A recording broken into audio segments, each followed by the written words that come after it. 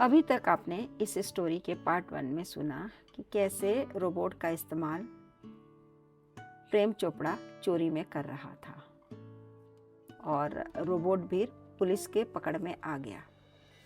Police को देखते ही प्रेम चोपड़ा भाग रहा था और उसका हाथ रिमोट कंट्रोल पीपी की आवाज़ कर रहा था। वह रोबोट से दूर चला गया था और इससे रोबोट के कामों में रुकावट आ गई। यह पीपी की आवाज़ इस बात का संकेत दे रही थी। प्रेम चोपड़ा कई दिन तक पुलिस से छिपता रहा, परंतु अपराधी कभी भी छिप नहीं पाता। पुलिस ने रोबोट के पीछे लगी नंबर प्लेट से पता लगा लिया कि यह रोबोट किस कंपनी का बना हुआ है और इसे किस दुकान से और किस आदमी ने खरीदा है। इस जानकारी के आधार पर एक दिन पुलिस ने प्रेम चोपड़ा को पकड़ ही लिया। प्रेम चोपड़ा पर चोरी कराने का मुकदमा चल पड़ा। उसने अपने ऊपर लगे इल्जाम को गलत बताया क्योंकि उसके घर से कोई चोरी का सामान बरामद नहीं हुआ था। वह तो उसने पहले ही अपने साथियों के जरिए रफा दफा करवा दिया था। अदालत में सरकारी वकील ने प्रेम चोपड़ा से पूछा, तुमने रोबोट क्यों खरीदा? घर में काम में सहायता लेने के लिए, प्रेम चोपड़ा ने जवाब दिया। वह तो ठीक है, पर तुमने उसके प्रोग्राम को बदल उसे चोरी भी करवानी शुरू कर दी। नहीं वकील साहब, मैं तो इसके प्रोग्राम को बदलने का तरीका भी नहीं जानता।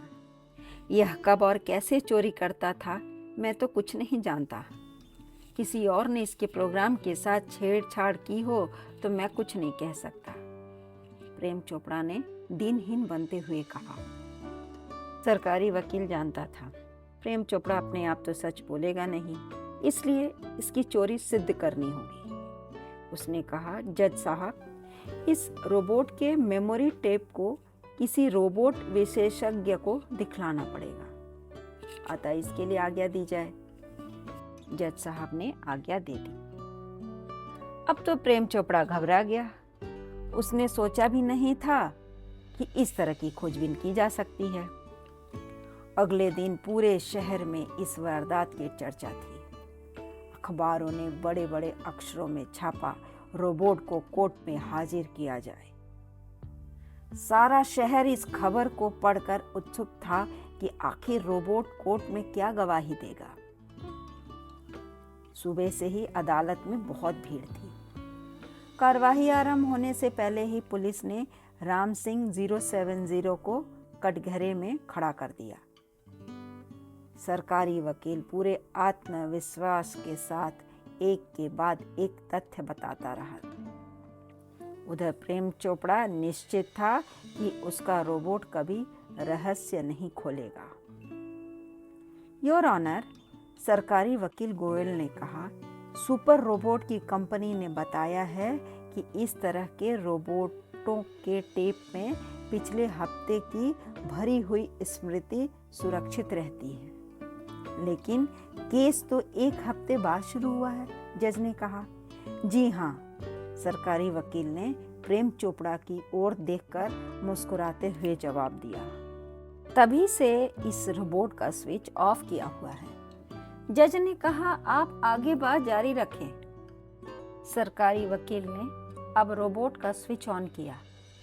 रोबोट के नीले हरे बल्ब जल उठे। प्रेम चोपड़ा घबराया हुआ यह सब देख रहा था। वकील ने राम सिंह 070 से पूछा, तुम्हारा मालिक कौन है? रोबोट से आवाज आई, श्री प्रेम चोपड़ा। तुम इन प्रेम चोपड़ा के लिए क्या काम करते थे?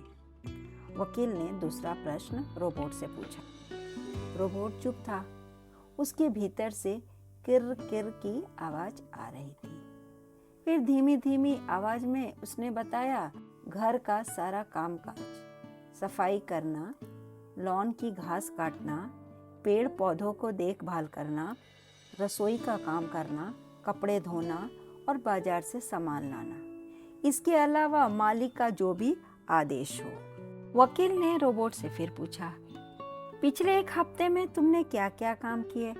अपनी मेमोरी को देखकर बताओ। राम सिंह 070 के अंदर फिर किर किर की आवाज होने लगी। फिर आवाज शुरू हुई। कार का दरवाजा खोला, सामान निकाला, दरवाजा बंद किया, बाएं मुड़ा, 30 कदम चला, रुका, बाईं ओर कीमती सामान की दुकान, आदेश, सिग्नल, कोई आवाज नहीं, बाएं मुड़ा, 20 कदम चला। योर ऑनर, जरा बीच बीच की खाली जगह पर ध्यान दें, कोई कार्य है जो गुप्त है, सरकारी वकील ने कहा।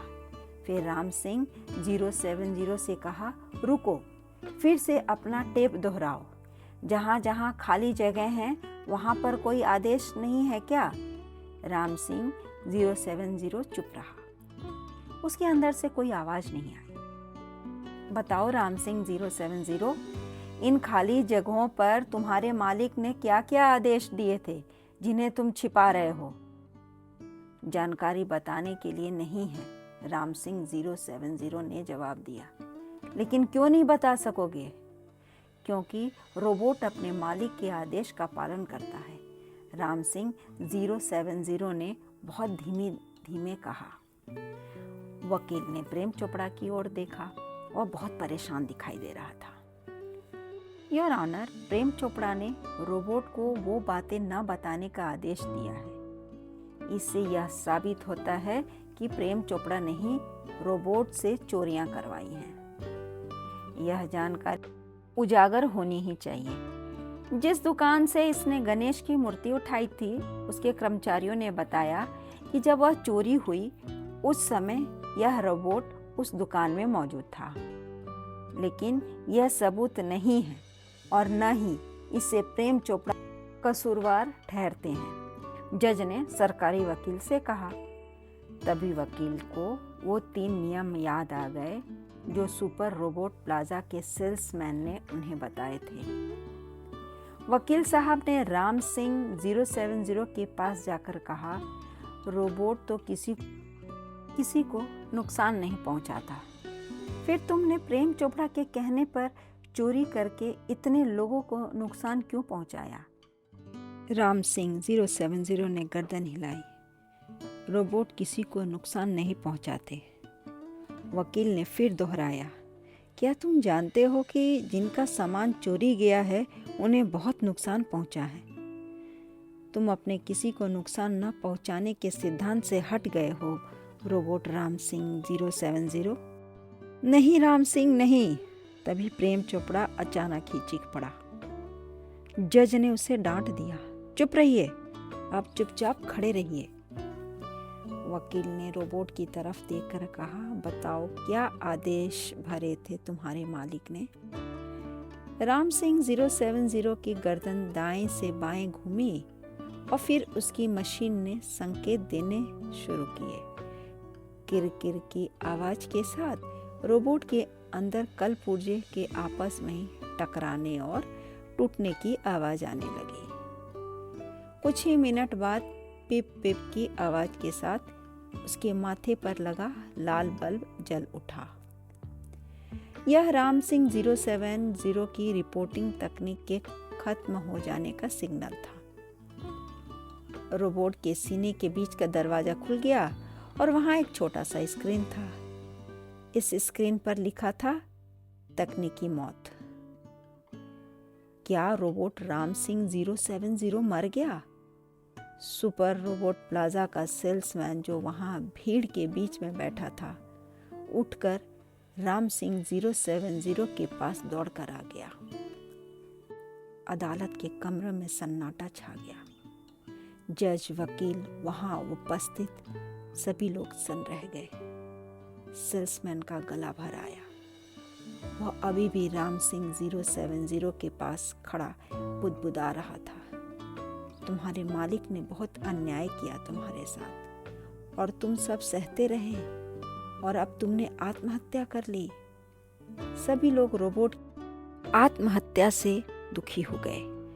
वकील साहब ने सन्नाटा भंग करते हुए कहा, योर ऑनर, रोबोट का भी एक अपना जीवन होता है, उसके भी अपने कुछ नियम और सिद्धांत होते हैं। परंतु प्रेम चोपड़ा जैसे लालची और स्वार्थी लोग न किसी कानून को मानते हैं और न किसी नियम को। इनके मन में किसी के लिए ना तो प्रेम होता है और ना दया। रोबोट राम सिंह 070 अपने मालिक प्रेम चोपड़ा के प्रति वफादार था। साथ ही वह किसी को नुकसान भी नहीं पहुंचाना चाहता था। अपने मालिक प्रेम चोपड़ा के आदेशों का पालन करते हुए मजबूरी में गलत काम करके भी वह अपने मालिक के लिए चुप रहा, यहाँ तक कि उसे आत्महत्या भी करनी पड़ गई।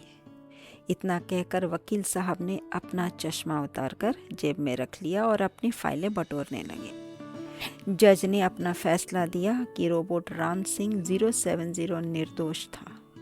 वह चोर नहीं था, चोर तो प्रेम चोपड़ा है, और उन्होंने प्रेम चोपड़ा को सजा सुना दी। धन्यवाद।